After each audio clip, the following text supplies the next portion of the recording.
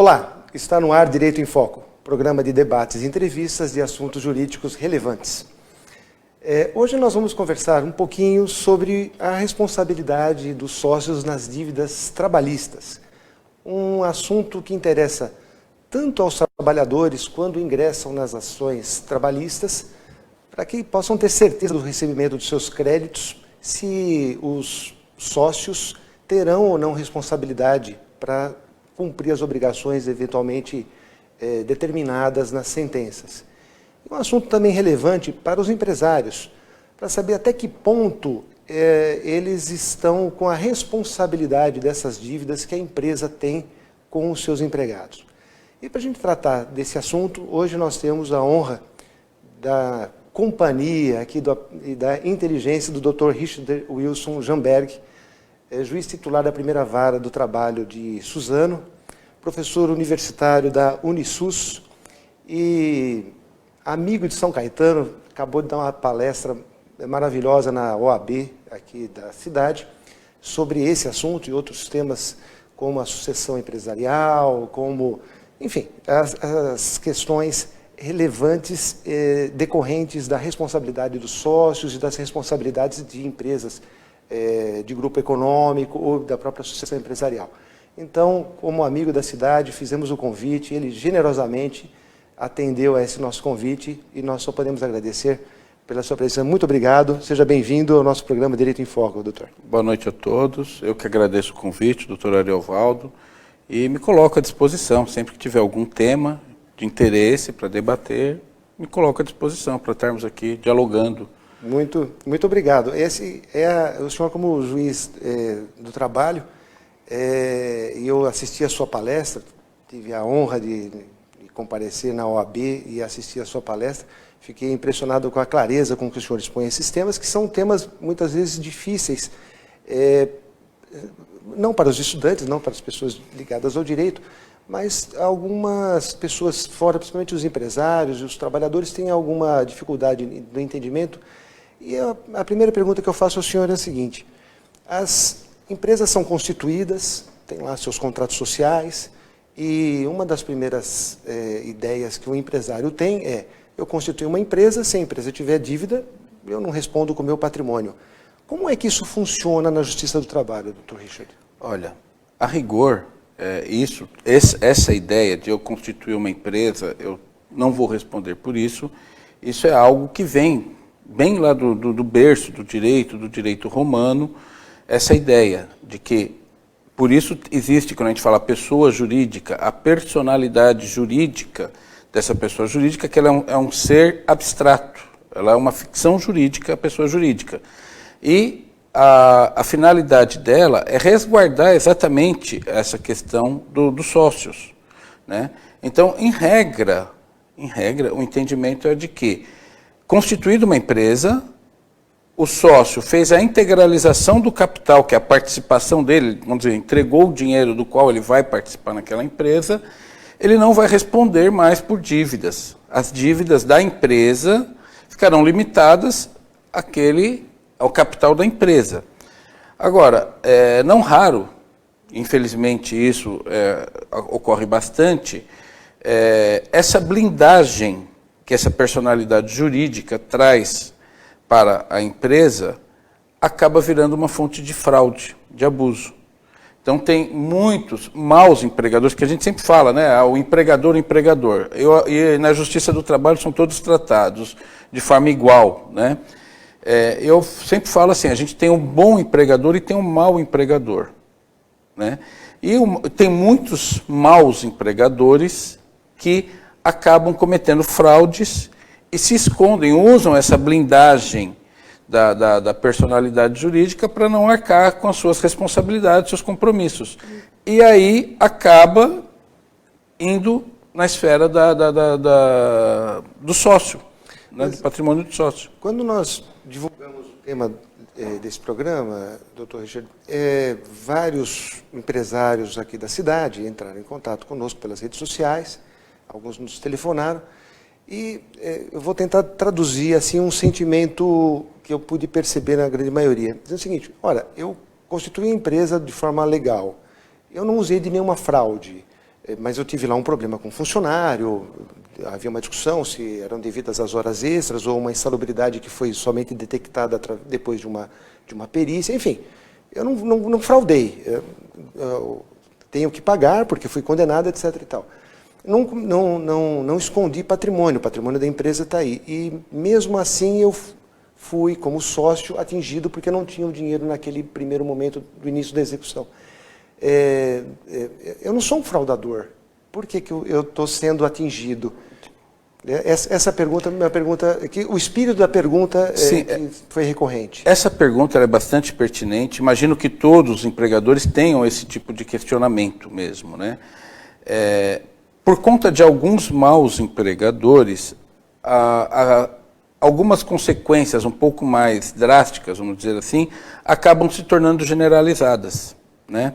Então, em regra, tendo o devedor ali reconhecido na sentença um patrimônio, ele vai ofertar aquele patrimônio, fala, olha, no momento eu não tenho aquela liquidez para fazer o pagamento imediato, mas hoje em dia a gente tem até alguns dispositivos, algumas tem a possibilidade de fazer um parcelamento judicial de um débito, a gente tem outras, né?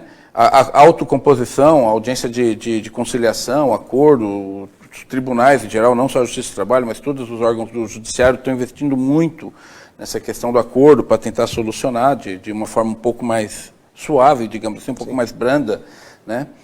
Mas ocorre que esses maus empregadores, que normalmente eles não têm só ali uma insalubridade, uma hora extra. Normalmente ele tem uma verba rescisória, um salário de 2 meses de salários que não estão pagos, mais as verbas rescisórias, mais o fundo de garantia que não foi depositado.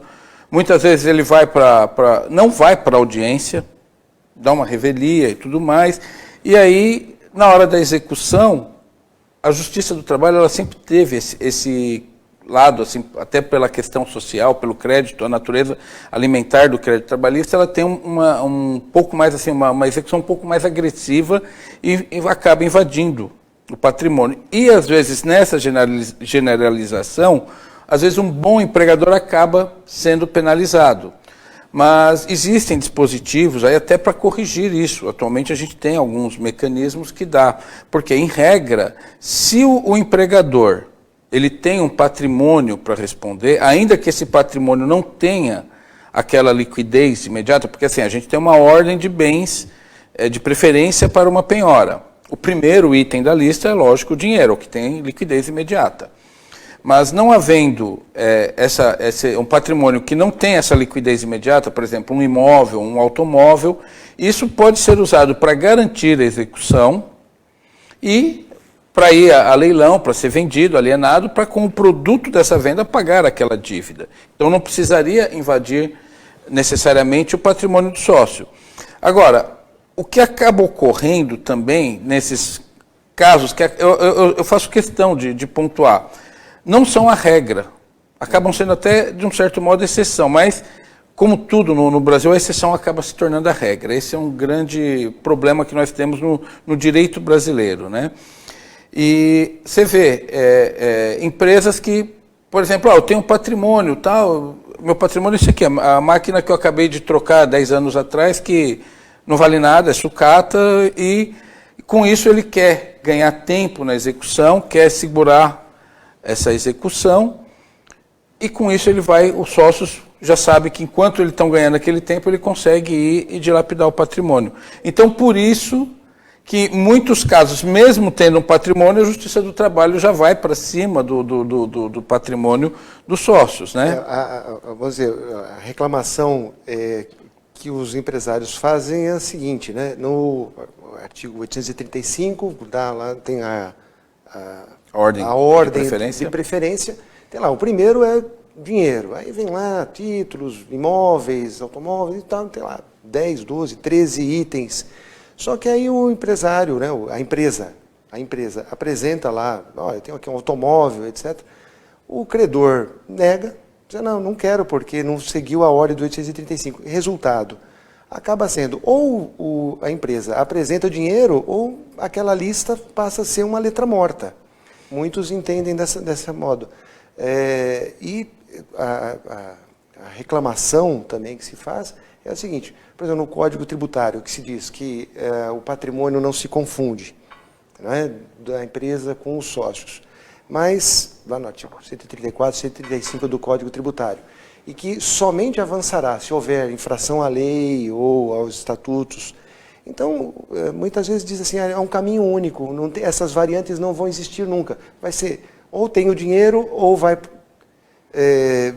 o patrimônio do sócio. Ou a empresa tem o dinheiro líquido, tem a liquidez imediata. Então, essa é vamos dizer, uma reclamação, não sei se é um choro devido ou um choro indevido dos bons empresários que dizem, até confirmando isso que o senhor está dizendo, poucos, as exceções, pelo menos no nosso ambiente, não sei em outros rincões do país, mas no nosso ambiente, aqui em São Caetano, nós estamos na região do ABC, são bons empresários. São Paulo, região metropolitana de São Paulo, no geral, não tem tanto problema. Exatamente. E aí, essa exceção acaba levando com que quase todos os empresários sejam levados a ou paga, o inciso 1º do 835 é dinheiro, ou então o credor não aceita nenhum outro bem da ordem e vai já para o bem dos sócios. Essa é uma sensação dos empresários. Por outro lado, como o senhor bem disse, a Justiça do Trabalho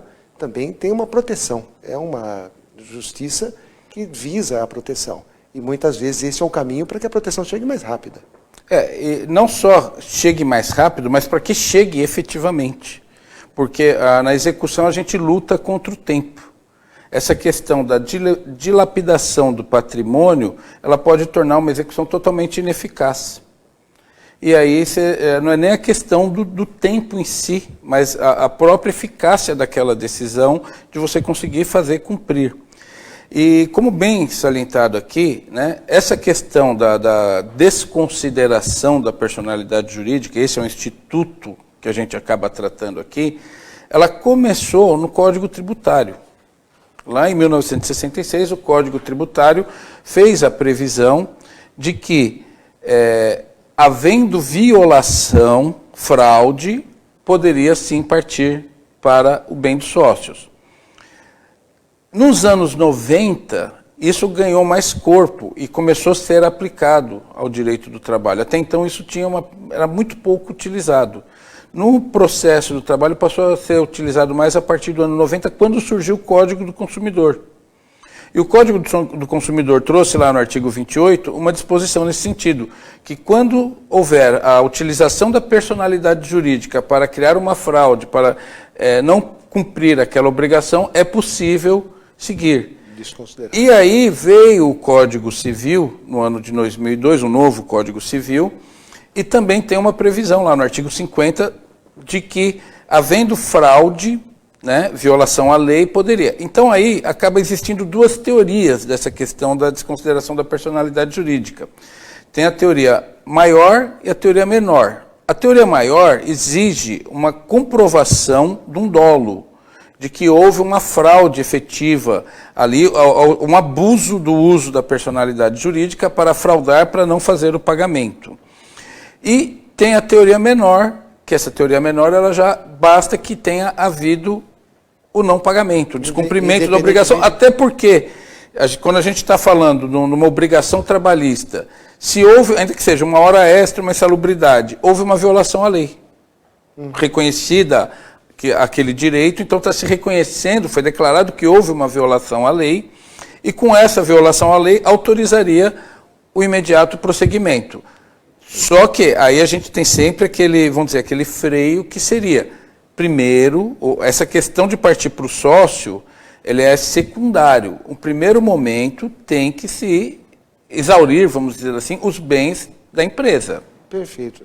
Então, nós vamos ter que analisar como é que isso vai se operacionalizar. Sim. Porque há um procedimento, há um incidente de desconsideração de personalidade jurídica, IDPJ para os íntimos. O IDPJ, isso. Né? O famoso IDPJ para os jurídicos, né? Exatamente. Então, nós vamos conversar um pouquinho sobre o IDPJ, sobre o incidente de desconsideração de personalidade jurídica, que é como se chega a isso do ponto de vista processual, mas nós vamos conversar sobre esse assunto depois do intervalo. Fique aí, daqui a pouco nós voltamos. Olá, Voltamos com o programa Direito em Foco, hoje tratando da responsabilidade dos sócios nas dívidas trabalhistas. No primeiro bloco, nós estávamos conversando, tendo uma aula aqui com o Dr. Richard Wilson, e abordando essa questão da responsabilidade do sócio, em que momento o patrimônio do sócio pode vir a responder pelas dívidas trabalhistas. Só que isso há um procedimento, né, pelo que o Dr. Richard nos explicou no final do primeiro bloco, há um procedimento para que isso aconteça. Não é simplesmente chegar no meio do processo, já se avança no patrimônio dos sócios ou dos ex-sócios.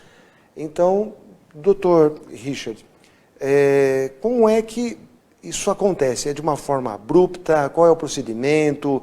Tem a possibilidade da ampla defesa por parte do sócio, do ex-sócio que é chamado a responder? Como é que isso acontece? Bom, eu vou tratar um pouco, até para que haja um perfeito entendimento da matéria, eu vou puxar um pouco no passado, eu vou trazer um pouco histórico disso, porque assim, nós estamos agora com o novo Código de Processo Civil, que está em vigor desde 2016. Antes do novo CPC, no antigo CPC, não havia previsão. Então, como que ocorria essa desconsideração da personalidade jurídica? O juiz, de forma incidental, no processo, por um mero despacho, dizia, olha, desconsidero a personalidade jurídica, vale dizer, aquela personalidade jurídica continua existindo, ela foi desconsiderada para aquele caso concreto. Então, o juiz dava um despacho e falava, olha, desconsidero, prossiga-se no bem dos sócios. E isso, havia uma queixa muito comum, principalmente contra a Justiça do Trabalho, que sempre, por conta daquela questão desse crédito alimentar, sempre deu, assim, foi uma execução sempre um pouco mais agressiva, essa execução trabalhista. Surgiu o CPC em 2016, fruto aí de atividade de muitos juristas de nome participaram da elaboração desse novo CPC, e o novo CPC vem lá e traz o incidente de desconsideração da personalidade jurídica, como você brincou lá, o IDPJ para os íntimos, né? Nós tratamos como o IDPJ. O que vem a ser esse IDPJ? Ele é um procedimento para poder se avançar no patrimônio do sócio. Não vai de imediato, como era antes do novo CPC, para um mero despacho, desconsidera a personalidade jurídica e já vou penhorando o bem dos sócios.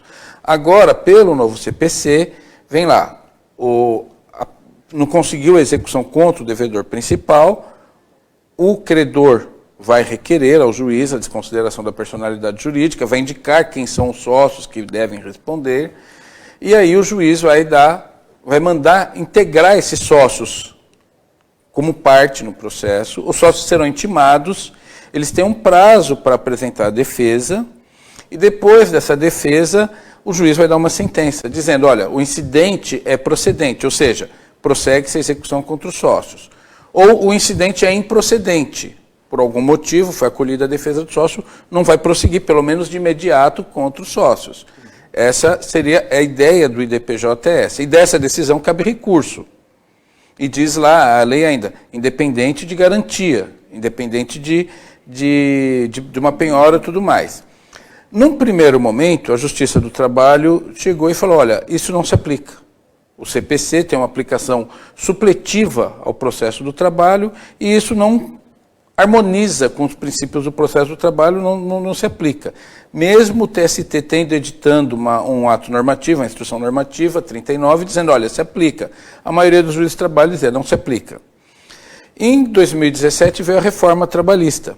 E aí a reforma trabalhista acrescentou no texto da CLT, se aplica o incidente de desconsideração da personalidade jurídica previsto no CPC ao processo do trabalho. Então, a partir daí, já não houve mais como a Justiça do Trabalho falar, não aplica, porque agora a lei trabalhista manda aplicar.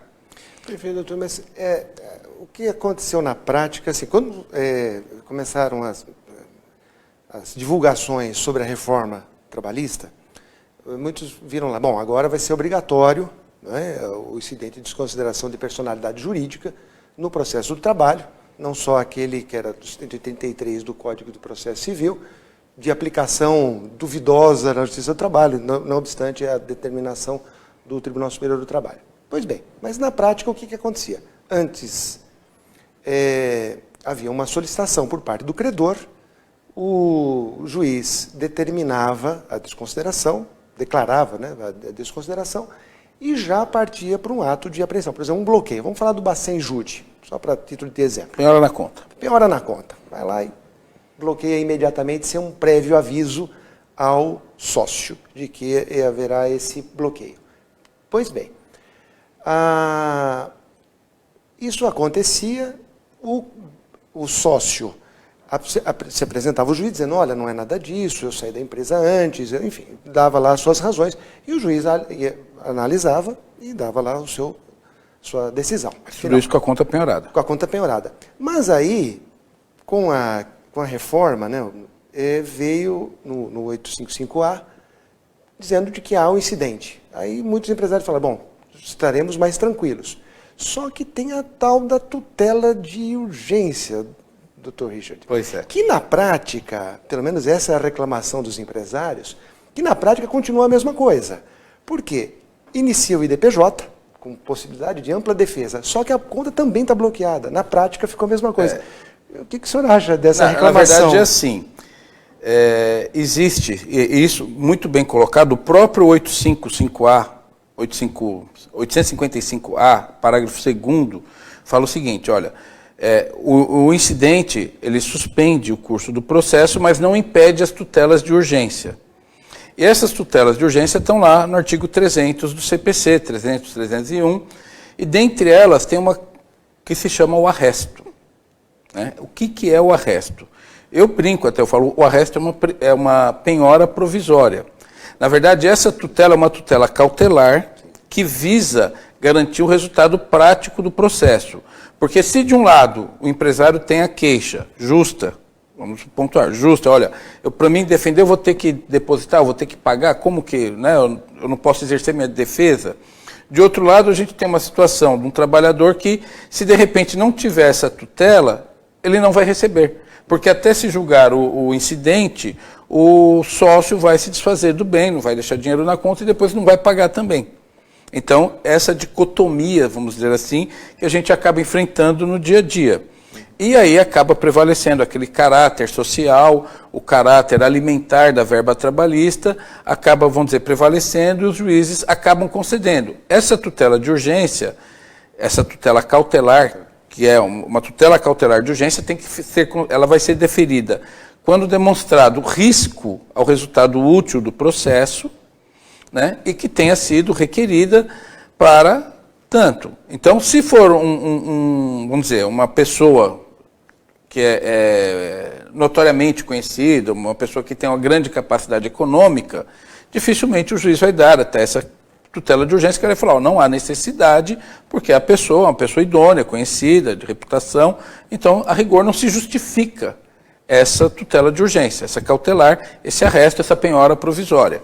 Mas, na maior parte das vezes, acaba se concedendo essa tutela para já, se tiver alguma coisa, já garantir, não dar um tempo do devedor acabar dilapidando o patrimônio e se esquivar do cumprimento da sua obrigação.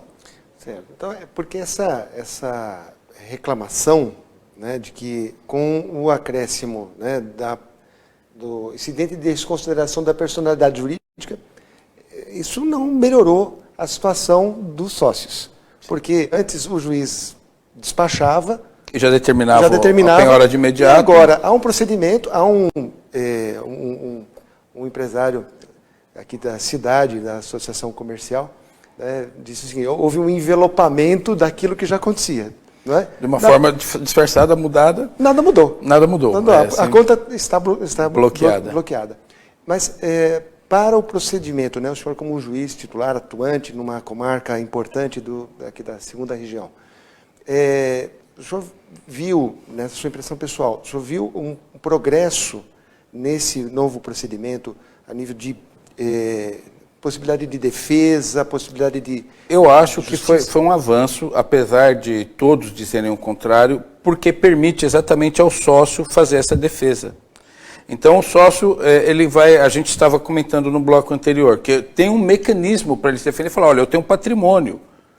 Então por que vai avançar no patrimônio do sócio se a empresa tem um patrimônio, o benefício de ordem, né, que a gente chama. Sim. Então, o IDPJ é um mecanismo onde o sócio vai dizer, olha, você está indo no meu bem, mas ainda não foi esgotado os bens da empresa. A empresa tem bens passíveis de penhora.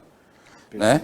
E tem outras, por exemplo, um sócio retirante, embora a gente ainda faça a penhora da conta, faça aquele bloqueio, mas ficou um mecanismo, vamos dizer, mais dinâmico, mais efetivo para fazer essa defesa do sócio, para o sócio se defender quanto a essa questão do seu patrimônio. Inclusive, a gente tem agora uma recente mudança aí da medida provisória 881, que é a liberdade econômica, que teve algum impacto nisso também. Uma outra hora, com um pouco mais de tempo, a gente pode até se aprofundar mais aí na conversa. E nesse gancho, né, que o senhor colocou, eu já aproveito para lhe fazer um convite para que numa outra oportunidade venha não só complementar, não pela falta de clareza, muito pelo contrário. Hoje tivemos mais uma aula aqui, muito obrigado.